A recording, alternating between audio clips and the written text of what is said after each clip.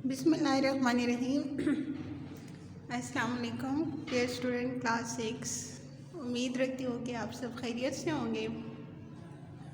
Okay class 6, open your इस्लामियात book. अनवान है हुकूकुल इबाद, top page number 61 and 62। आज आपका ये न्यू चैप्टर है, न्यू सबक स्टार्ट कर रहे हैं। तो इससे पहले हम मफ़हूम के हुकूकुल इबाद का मफ़हूम क्या है, इसका मतलब क्या है और कुरान पाक में यानी हदीस में क्या क्या इसके बारे में ज़िक्र है। तो सबसे पहले हम हुकूक का मफ़हूम, फिर उसके बाद जो नेक्स्ट टॉपिक है वालिदैन के हुकूक के बारे में पढ़ेंगे कि वालिदैन के क्या क्या हुकूक हैं। फिर नेक्स्ट टॉपिक औलाद के हुकूक के बारे में पढ़ेंगे। नेक्स्ट असातिज़ा के हुकूक and next last one is the पड़ोसियों के हुकूक। ठीक है, तो इसमें से हमने जस्ट आज ही पढ़ना है मफ़हूम और वालिदैन के हुकूक की रीडिंग करनी है, करानी है। तो आज हम तो सुनें क्लास 6 मफ़हूम क्या है।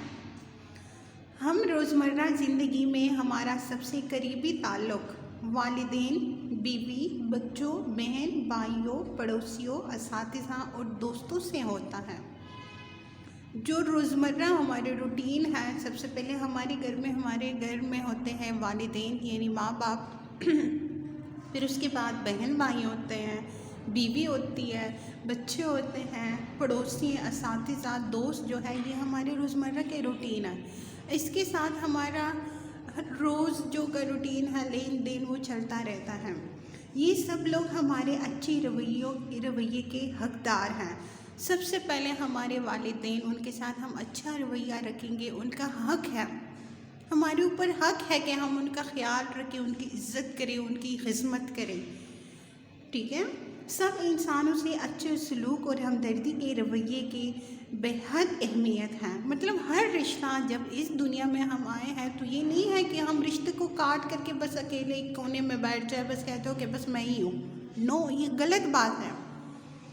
जब दुनिया में रहते हो ना, तो आपके लिए रिश्तों की ज़रूरत होती है। रिश्तों के बग़ैर, लोगों के बग़ैर आपके लिए आपकी ज़िंदगी बहुत ही मुश्किल है। जब आप अच्छा रवैया रखोगे लेन देन का, तो आपकी ज़िंदगी खुशगवार गुजरेगी। ठीक है, अल्लाह ताला की तरफ से सबके हुकूक मुकर्ररा है, जिन्हें हुकूकुल इबाद यानी बंदों के हुकूक कहा जाता है। हुकूकुल इबाद है बंदों के हुकूक। एक हुकूकुल इबाद और एक है अल्लाह ताला के हुकूक। अल्लाह ताला के हुकूक में इबादात यानी नमाज, रोज़ा, हज, ज़कात जितने भी हैं वो अल्लाह ताला के हुकूक हैं। हुकूकुल इबाद का मतलब है बंदों के हुकूक को कहा जाता है। इन हुकूक की अदायगी हम सब पर फ़र्ज़ है। ये एक इंसान पर फ़र्ज़ नहीं है, हम सब पर ये फ़र्ज़ है। एक दूसरे के हुकूक बजा तौर पर अदा करने से ही अच्छा माशरा बनता है। जब माशरा अच्छा बनाने की कोशिश कर रहे हो तो लोगों से अच्छे रवैये रखो, इखलाक अच्छे करो, तब माशरा अच्छा होगा। इंसान कहता है ना कि इंसान खुद अच्छा हो तो सारे लोग अच्छे, इंसान खुद बुरा हो तो सारे लोग बुरे। और आजकल के हालात अगर स्टूडेंट आप देख ले, जब आप किसी के साथ एक भी सीधे मुंह बात नहीं करोगे तो दूसरा भी आपके साथ सीधे मुंह बात नहीं करेगा। आजकल की ये रूटीन है, लेकिन हम ऐसा माहौल नहीं बनाएंगे। हम खुद को एक ऐसा शो करेंगे कि हम फर्स्ट टाइम भी आप किसी से मिल लो तो वो सोचे कि हाँ, ये तो मुझे इस तरह लग रहा है कि ये पहले भी हमसे कई दफ़ा मिली है, हालांकि मिले नहीं होते। वो आपके रवैये और इखलाक से उनको पता चल जाता है। ठीक है, इंसान पर अल्लाह ताला की दो तरह की ज़िम्मेदारियाँ आयद की है, जिनका अदा करना बेहद ज़रूरी है। अव्वल मतलब नंबर फर्स्ट, इबादत इलाही, बंदगी और शुक्रगुजारी। मतलब अल्लाह ताला की इबादत करना और उसके शुक्रगुजार बंदा बनना। नंबर 2, इंसानों की खिदमत और हमदर्दी, यानी हम अल्लाह ताला इंसानों की खिदमत करेंगे, उनके साथ हमदर्दी करेंगे। پہلے فرائض کو حقوق اللہ یعنی اللہ کے حقوق اور دوسری کو حقوق العباد یعنی بندوں کے حقوق شامل ہیں۔ آپ کی یہ موسٹ امپورٹنٹ کوشچن ہے، اگر آپ سے کوئی پوچھ لے کہ حقوق اللہ اور حقوق العباد کا کیا مطلب ہے، تو حقوق اللہ کا مطلب ہے یعنی اللہ تعالیٰ کے حقوق، اور حقوق العباد کا مطلب ہے یعنی بندوں کے حقوق۔ حقوق العباد میں یعنی قریبی تعلق دار یعنی والدین، اولاد، اساتذہ، پڑوسی وغیرہ میں جتنے بھی ہیں وہ سب اس میں شامل ہیں۔ کیونکہ عام زندگی میں پہلا تعلق انہی سے وابستہ ہوتا ہے، اس لیے ان کے حقوق کا بیان اس باب میں شامل کیا گیا ہے جو کہ درج ذیل ہے۔ یہاں پہ ہم وہی حقوق پڑھیں گے جو ڈیلی ہم اس سے ملتے جلتے ہیں۔ تو نمبر فرسٹ ہے والدین کے حقوق۔ آئے پڑھتے ہیں کہ والدین کے حقوق کا مطلب کیا ہے۔ انسانوں کے قریبی تعلقات میں سب سے اہم اور قریبی تعلق والدین اور اولاد کے ہیں۔ اولاد کا ہے، والدین اپنی تمام تر توانائیاں اور صلاحیتیں اولاد کی پرورش، ترقی، خوشحالی اور اچھی تربیت کے لیے صرف کرتے ہیں۔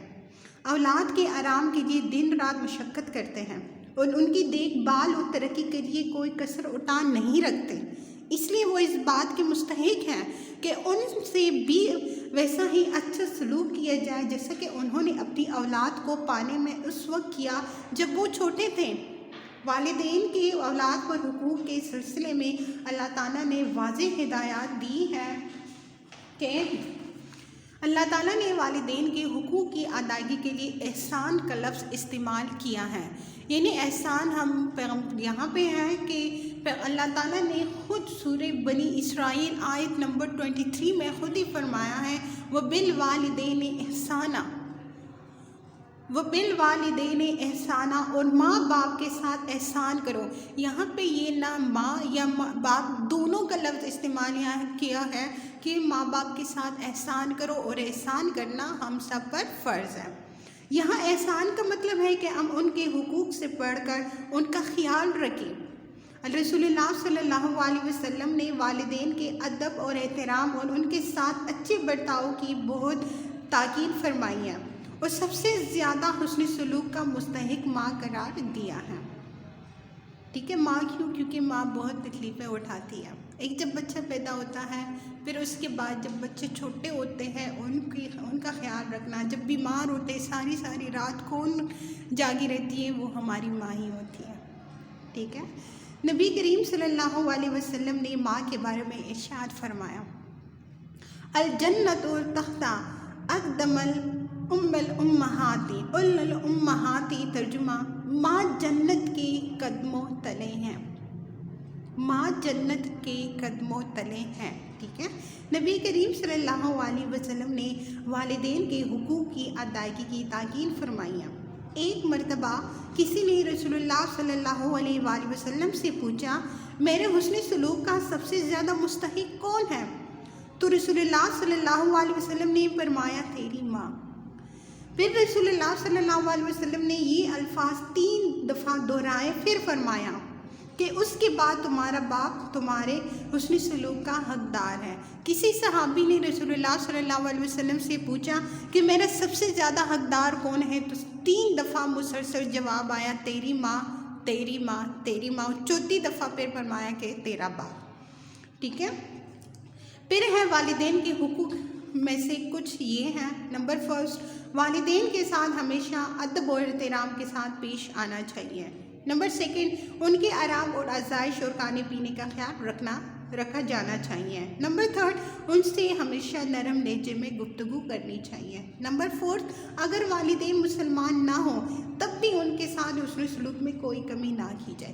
حسن سلوک کا مطلب وہی ہے کہ اگر وہ مسلمان نہیں ہے اور تو بعد میں مسلمان ہوئے ہو تب بھی تمہارا حق ہے کہ تم ان کا خیال رکھو۔ مسلمان والدین کی وفات کے بعد ان کے لیے دعا استغفار کی جائے۔ پھر ہے والدین کی طرف سے کی گئی جائز وصیت کو پورا کیا جائے۔ والدین کی وفات کے بعد ان کے رشتہ داروں، دوست، احباب کے ساتھ بھی اچھا سلوک کیا جائے۔ یہ 1 to 7 پوائنٹس ہیں یہ جو میں نے آپ کو بتا دی ہے۔ کلاس 6 یہ ہے آج آپ کا لیکچر حقوق العباد، صفحہ نمبر 61 and 62۔ اس کے آپ نے کیا کرنا ہے، اس کو آپ اچھی طرح ریڈ آؤٹ کر لیں۔ ٹھیک ہے، اوکے، بیسٹ آف لک، اللہ حافظ۔